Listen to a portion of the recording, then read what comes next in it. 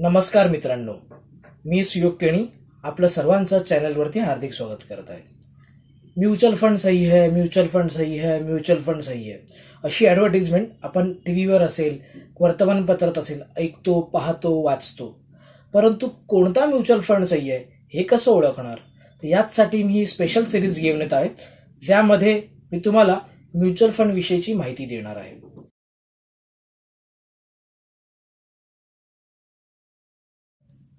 Mutual fund म्हणजे नेमकं काय आणि त्यामध्ये आपण पैसे का आणि कसे गुंतवावेत याच्याविषयीचं बेसिक आपण नॉलेज घेऊया.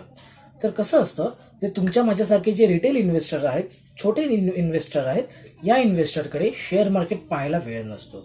आपण आपापल्या कामात बिझी असतो, आपल्या व्यवसायात बिझी असतो, त्यामुळे आपल्याकडे वेळ नसतो. तर म्युच्युअल फंड्स कंपन्या ज्या आहेत ते काय करतात, ते तुम्हाला असं सांगतात की तुमच्याकडे वेळ नाही आहे, तुम्ही आम्हाला तुमचे पैसे द्या आणि आम्ही ते तुमच्या नावावरती कंपनीत वेगळं गुंतवू. तर हा बेसिक फंडा आहे. ह्या कंपन्या काय करतात, एक फंड मॅनेजर अपॉइंट करतात, ज्याला शेअर मार्केटचं अत्यंत चांगलं असं ज्ञान आहे, ज्याला एक्सपिरियन्स आहे शेअर मार्केटचा, असे फंड मॅनेजर ते हायर करतात. आणि त्यांना सांगितलं जातं, बाबा हे 100 लोक आहेत, हे प्रत्येकजण आपल्या शेअरमध्ये, आपल्या फंडमध्ये पैसे गुंतवू इच्छितात, तर तुम्ही ते पैसे घ्या आणि एक योग्य ठिकाणी ते पैसे गुंतवावा. तर हा बेसिक फंड आहे. तर या जे कंपन्या आहेत ना, यांना आपण असेट मॅनेजमेंट कंपनीज म्हणतो. म्युच्युअल फंडमध्ये आपण पैसे का गुंतवावेत, तर बेसिक फंड आहे तो, म्हणजे आपल्याकडे वेळ नाही आहे आणि आपल्याकडे रिक्वायर्ड स्किल्स नाहीत. आता बघा, एखादा व्यक्ती असेल ज्याच्याकडे शेअर मार्केटचं नॉलेज नाही आहे, तर त्याने डायरेक्ट जाऊन स्वतःहून जर शेअर मार्केटमध्ये एंट्री घेतली तर चान्सेस असे आहेत की तो स्वतःचं नुकसान करून घेऊ शकतो.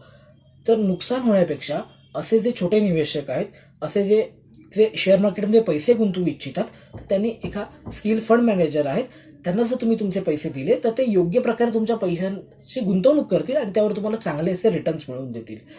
म्युच्युअल फंडचे अनेक प्रकार आहेत, परंतु ब्रॉडली म्युच्युअल फंडला 2 कॅटेगरीमध्ये डिवाइड केलं जातं. प्रथम कॅटेगरी जी आहे ती इक्विटी फंड्स आणि सेकंड कॅटेगरी आहे ती डेट फंड.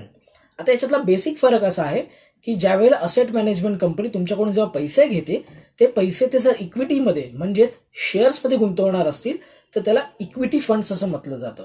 आणि समजा तेच पैसे जर डेट इन्स्ट्रुमेंट्समध्ये गुंतवणार असेल तर त्याला डेट फंड असं म्हटलं जातं. आजच्या या व्हिडिओमध्ये आपण इक्विटी फंडबद्दल बोलू, डेट फंडबद्दल आपण पुढील व्हिडिओमध्ये बोलणार आहोत. तर इक्विटी फंड्स, जसं मी तुम्हाला सांगितलं की एएमसी आपल्याकडून जे पैसे घेते ते इक्विटीज म्हणजे शेअर्समध्ये पैसे गुंतवते. तर शेअर मार्केटमध्ये ज्या कंपन्या लिस्टेड आहेत त्यांना ब्रॉडली 3 कॅटेगरीजमध्ये डिवाइड केलं जातं. सर्वप्रथम कॅटेगरी जी आहे ती लार्ज कॅपिटल कंपन्यांची. त्या म्हणजेच लार्ज कॅप कंपन्या म्हणजे मोठ्या कंपन्या, TCS, रिलायन्स, ONGC किंवा तत्सम ज्या मोठ्या कंपन्या आहेत, HUL सारखी कंपनी असेल, या सर्व कंपन्यांना लार्ज कॅप कंपन्या म्हणतात, कारण त्यांचं मार्केट कॅपिटलायझेशन हे खूप जास्त असतं. सेकंड कॅटेगरी जी येते ती मिड कॅप कंपन्यांची येते. मिड कॅपमध्ये ज्या तुलनेने थोड्या मोठ्या आहेत, परंतु मधल्या कॅटेगरीमधल्या ज्यांचं मार्केट कॅपिटलायझेशन अराउंड 5,000 करोड ते 80,000 करोडच्या दरम्यान आहे, या कंपन्यांना मिड कॅप फर्म्स असं म्हणतात. थर्ड कॅटेगरी जी आहे ती स्मॉल कॅप कंपन्यांची येते. तर म्युच्युअल फंड काय करतं, जेव्हा एखादा म्युच्युअल फंड रेज करतं त्यावेळेला तुम्हाला ते क्लिअरली सांगतं की हा लार्ज कॅप फंड आहे, मिड कॅप आहे की स्मॉल कॅप आहे.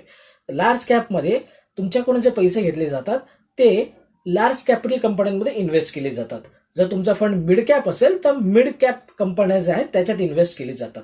आता या 3 कॅटेगरीमध्ये प्रत्येकाचे एक ॲडव्हान्टेज आहे आणि एक डिसॲडव्हान्टेज आहे. सर्वप्रथम आपण लार्ज कॅपबद्दल बोलू. लार्ज कॅपमध्ये ॲडव्हान्टेज असं आहे की या सर्व मोठ्या कंपन्या आहेत, या डुबण्याची कंपन्यांची रिस्क खूप कमी आहे. त्यामुळे ओव्हरऑल तुमचा जो पैसा आहे तो रिलेटिव्हली इतर फंडपेक्षा सेफर इन्व्हेस्टमेंटमध्ये जातो, त्याची रिस्क थोडी कमी आहे. परंतु या ज्या मोठ्या कंपन्या त्या ऑलरेडी खूप चांगल्या प्रमाणात ग्रो झालेल्या आहेत, त्यामुळे तुमच्या ह्या फंड असतील जे लार्ज कॅप फंड्स आहेत, त्याच्यामध्ये खूप मोठ्या प्रमाणात तुम्हाला इयरली रिटर्न्स हे मिळत नाही. लार्ज कॅप फंडची ग्रोथ रेट 12 ते 15% दरम्यान असते. सेकंड कॅटेगरी जी येते ती मिड कॅप फंडची. मिड कॅप फंडमध्ये जसं मी म्हणालो की मिड कॅपिटल कंपन्या आहेत त्यात पैसे गुंतवले जातात. याच्यामध्ये ॲडव्हान्टेज असं आहे की या ज्या कंपन्या त्या तुलनेने एकदम मोठ्या नसल्या तरी एक चांगल्या कंपन्या असतात आणि त्याच्यामध्ये राहणारा पैसा हा तुलनेने सेफ असतो. स्मॉल कॅपपेक्षा. परंतु इथे थोडा लार्ज कॅपपेक्षा पण चांगला एक ॲडव्हान्टेज आहे की मिड कॅपमध्ये ग्रो होण्याची शक्यता खूप चांगली आहे. त्यामुळे इथे ग्रोथ रेट तुम्हाला चांगला मिळतो. म्हणजे तुमचा पैसा वाढण्याचा जो रेट आहे वार्षिक जे उत्पन्न ते खूप चांगल्या प्रकारात मिळतं. तिसरी कॅटेगरी आहे ती स्मॉल कॅप कंपन्यांची. त्यामध्ये तुम्हाला ग्रोथ रेट खूप चांगला मिळतो, कारण छोटी कंपनी आहे, ती ग्रोथ बघत असते प्रत्येक वेळेला, अजून पूर्णपणे पसरलेली नाहीये. अशा वेळेला तुम्हाला ग्रोथ चांगली मिळते, परंतु छोटी कंपनी असल्यामुळे तिथे रिस्क सुद्धा जास्त असते. प्रत्येक फंडचे काही ॲडव्हान्टेज आहेत, काही डिसएडव्हान्टेज आहेत. तर या म्युच्युअल फंड कंपन्यांनी काय केलं तर एक मल्टी कॅप फंड नावाची न्यू कन्सेप्ट आणली. ज्यामध्ये कसं आहे, तुम्ही जे मला 100 रुपये देणार आहात त्यातले थोडे पैसे मी लार्ज कॅपमध्ये ठेवेन, थोडे पैसे मी मीडियम कॅपिटल कंपन्यांमध्ये गुंतवेन, थोडे पैसे मी स्मॉल कॅप कंपन्यांमध्ये गुंतवेन. त्याने होतं असं, तुमची रिस्क डिवाइड केली जाते आणि तुमची ग्रोथ रेट सुद्धा चांगल्या प्रकारे वापरली जाते. आजच्या व्हिडिओमध्ये एवढंच. पुढील व्हिडिओमध्ये आपण म्युच्युअल फंडचे इतर प्रकार आणि म्युच्युअल फंडमध्ये इन्व्हेस्ट करताना कोणत्या कोणत्या गोष्टीचा विचार करावा, कोणत्या कोणत्या गोष्टी पाहाव्यात याच्याविषयीची माहिती देणार आहोत. तर तुम्ही अजूनही आमचं चॅनल सबस्क्राईब केलं नसेल तर कृपया चॅनल सबस्क्राईब करा. तसेच ही व्हिडिओ जर तुम्हाला आवडली असेल तर लाईक करा व मित्रपरिवारासोबत शेअर करा.